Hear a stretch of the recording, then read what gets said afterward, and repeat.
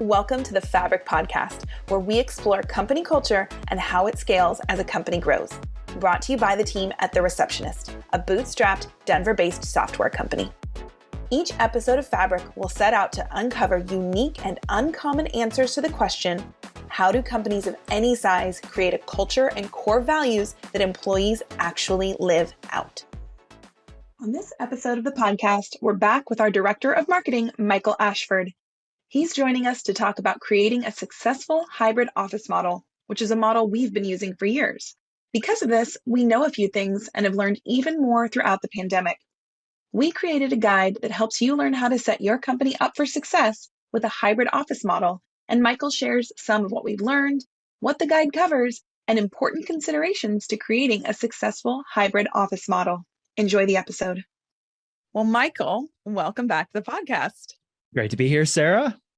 Now, we're talking about creating a successful hybrid office model. And for anyone who has not heard our earlier episodes, what was our in-office model like pre-COVID? Right. Pre-COVID, we were. It feels so long ago, but what was it like?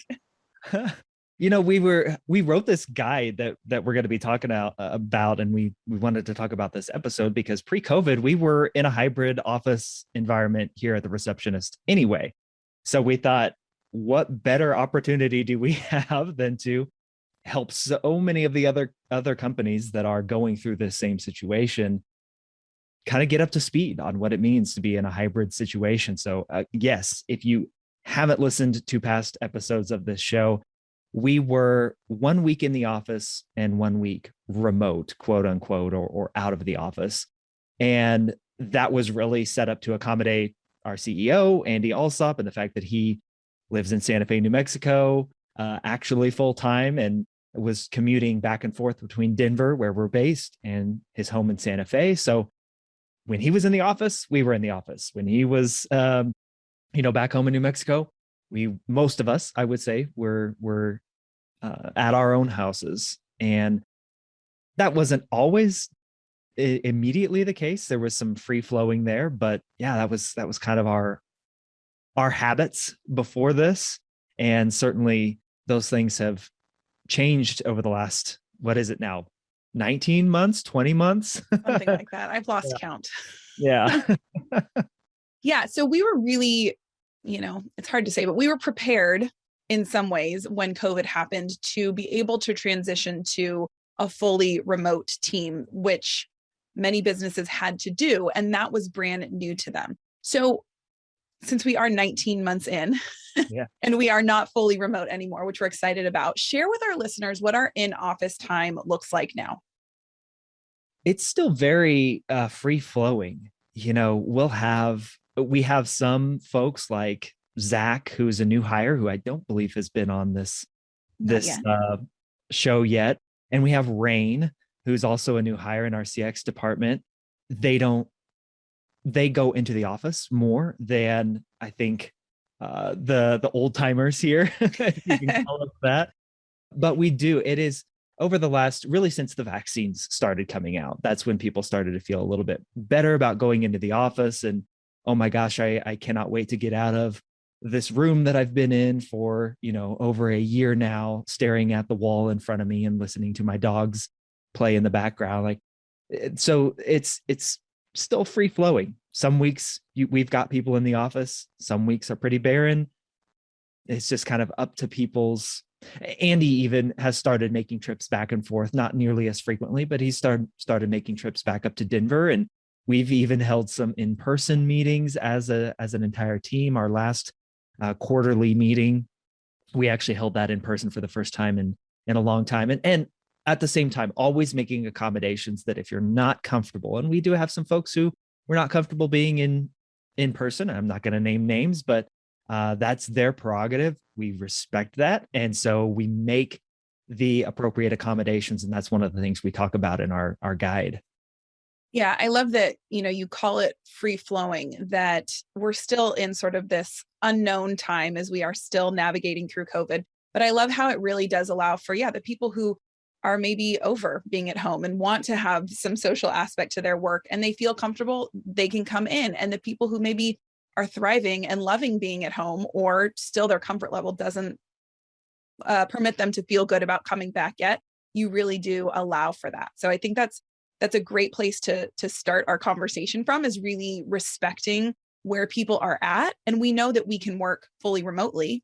Not all of us love it, but it works, and we've been doing it well. But if we think back to pre-COVID, which again feels so long ago, and to where we are now, we've learned a lot about, and we know a lot about being successful at a hybrid office model. So what have we learned? Share with our listeners about what helps it be successful.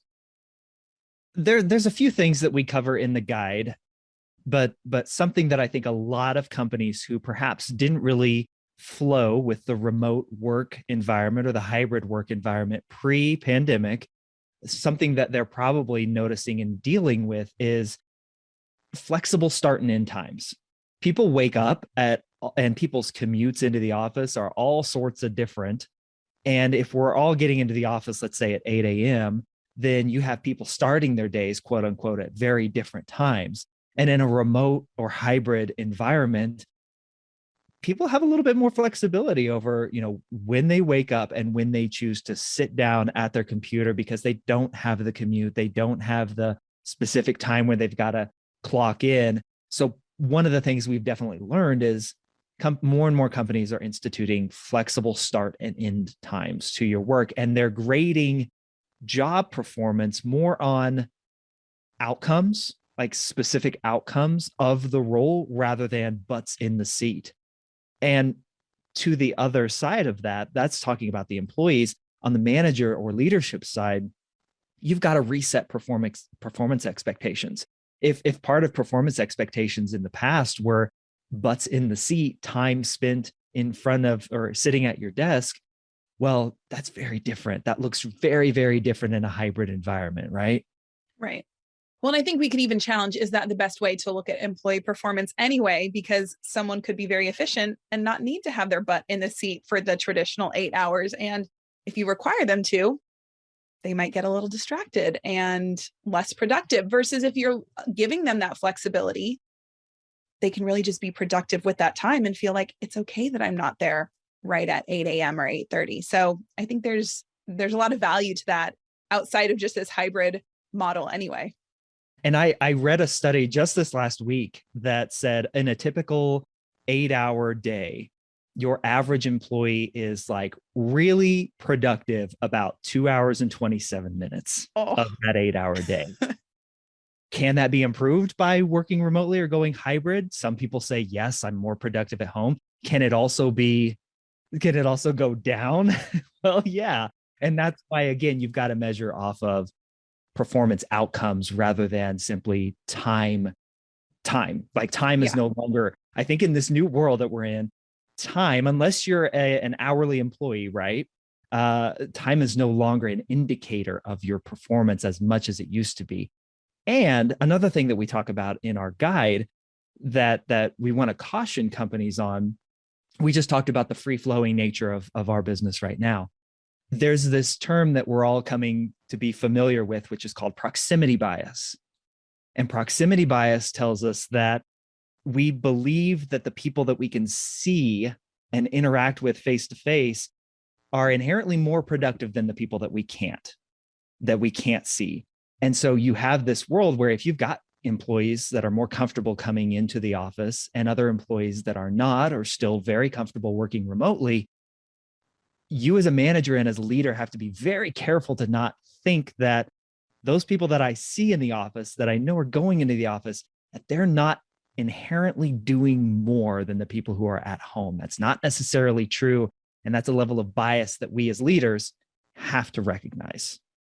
Yeah. So let's talk a little bit more about how you can set your team members up for success with this model. Obviously, sort of what they end up doing with it is a lot on them. But as managers, as leaders, how are you setting team members up to be successful?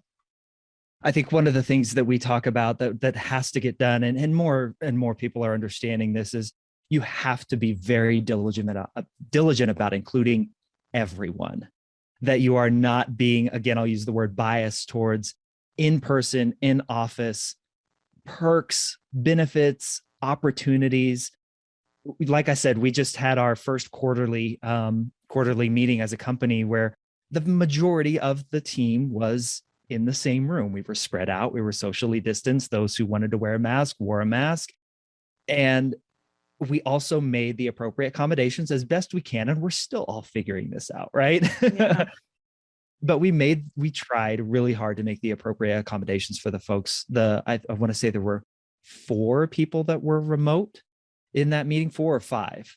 And so making sure that they have every opportunity to contribute during meetings, to know and hear, like even just hear what's going on. That's something that we've struggled with, is in those big team meetings where it's a larger room because you want to be spread out. It can be really hard to hear everyone. So working to make that a better possibility sets your team up for success.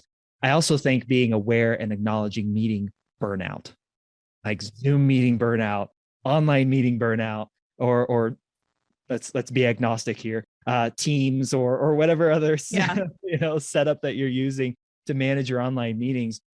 Be aware that the people online are going to be they're going to get burned out way more than the people who are in person. I love the meme. I don't know if you've seen it, Sarah, that it was like, it's a guy just kind of sitting down bored in a meeting, like yet another meeting that could have been an email. Like, yes. Yes. Cognizant of those things.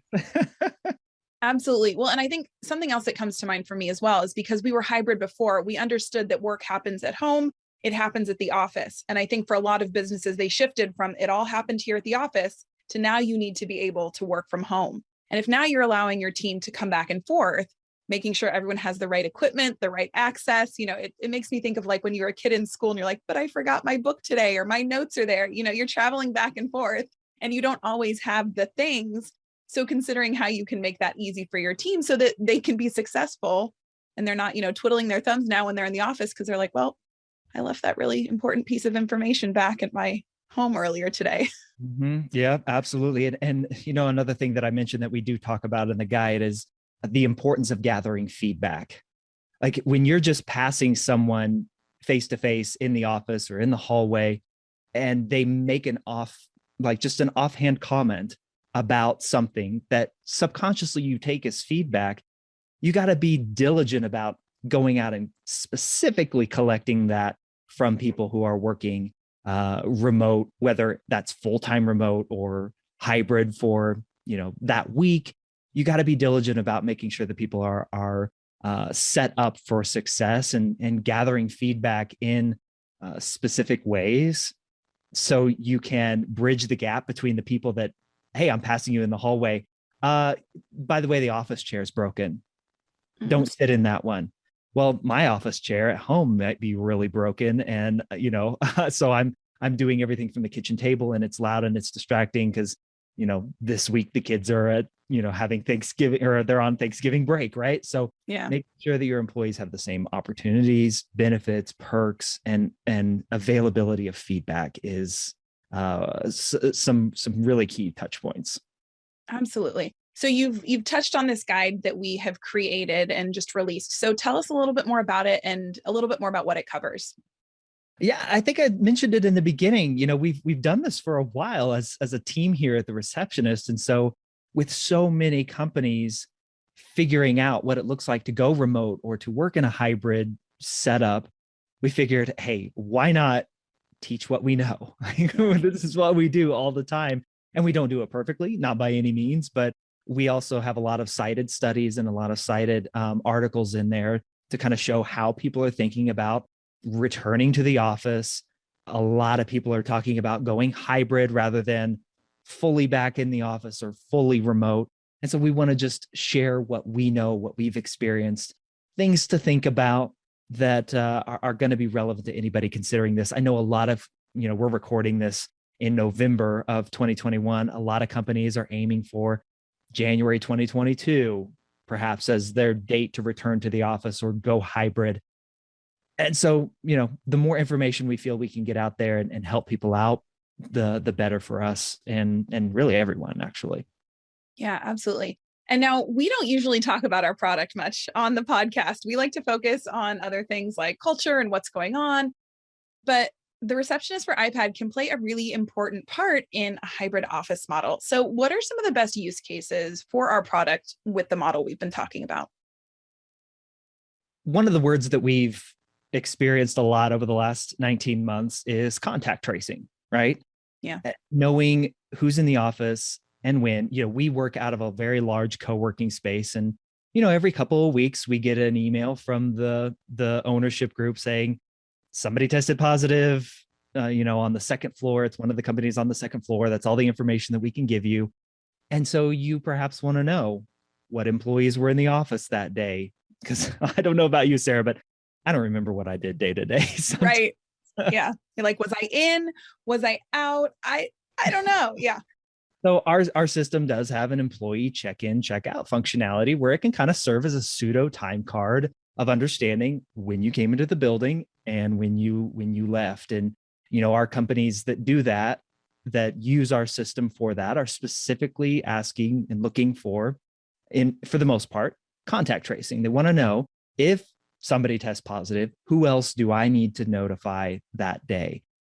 I don't know that that's ever going away. I don't know if that's, yeah, I was going to say that feels like a long-term benefit because if we think back to the episodes when we first started, hearing about COVID, it was like, oh, well, how long will this last? We'll check back. Well, we're still here. So yeah, I think that's one of those things that we're going to need and gives a layer of comfort to know that the company that you work for and the space you're in, that they will be able to communicate with you to let you know, yeah, you were in fact here on this particular day. And now you know what steps you may need to take. So yeah, I think that's something, unfortunately, that is going to be around for a while, but fortunately we have a solution for. Exactly. Data and information is going to be power moving forward, right? And the more you know, the more you have access to quickly let people know, hopefully the better health outcomes come of that. So a couple other things that immediately come to mind are, our system is set up so that you can set backups. So if you're not in the office or you don't respond to a message because perhaps you're not there that day, then it can go to a backup person who perhaps is there, or, somebody you set that each week or however you want to set it up to where, oh my gosh, I didn't go into the office this week, but somebody comes in perhaps with a delivery. Let's say you ordered something for your office there at work and it's there.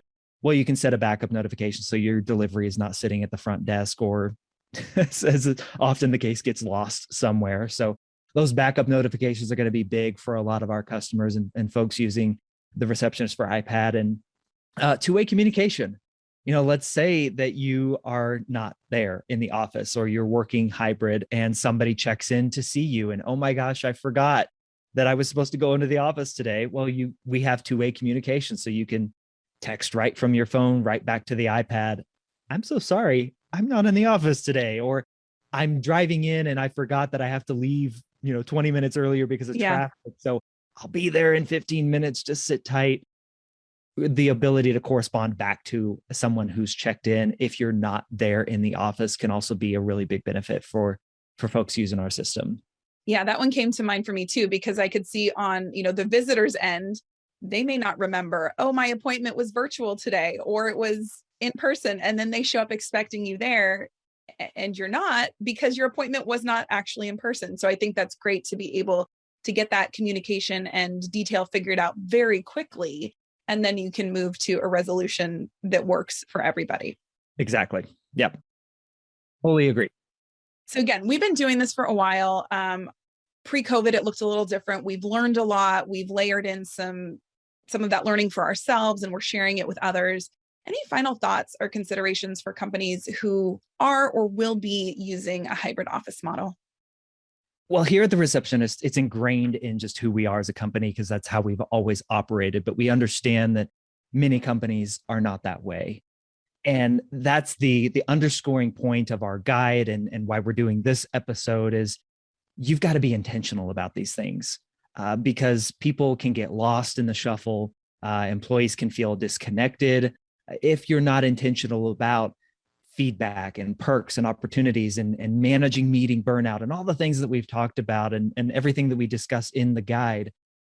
You've got to be intentional about these things. If you're a company going from one extreme to even just the hybrid guide, let's not talk about fully remote, because honestly, at that point, it is what it is. But yeah. In that hybrid world, there are some things that you do have to consider to make sure employees feel valued, taken care of, and that even the people walking into your office who are your guests and your visitors and dropping off deliveries, that they're set up for success as well. And like we just talked about, that's one of the things that our system can do. So just be deliberate, put a plan in place. And I'd be remiss as the marketing director to say, start with downloading our hybrid office guide. So you got a good jumping off point to learn from us and other folks we cited. Absolutely. And we will link to that in the show notes, because I'm sure people's interest has been piqued and they want to learn more. So Michael, thank you so much for joining us today and sharing about how we've created a successful hybrid office model and how others can do the same. Thank you much, Sarah. Thank you for listening to our episode today. If you'd like to watch a recording of the episode or to download our guide, Back to Work in a Hybrid Environment, please visit us at thereceptionist.com.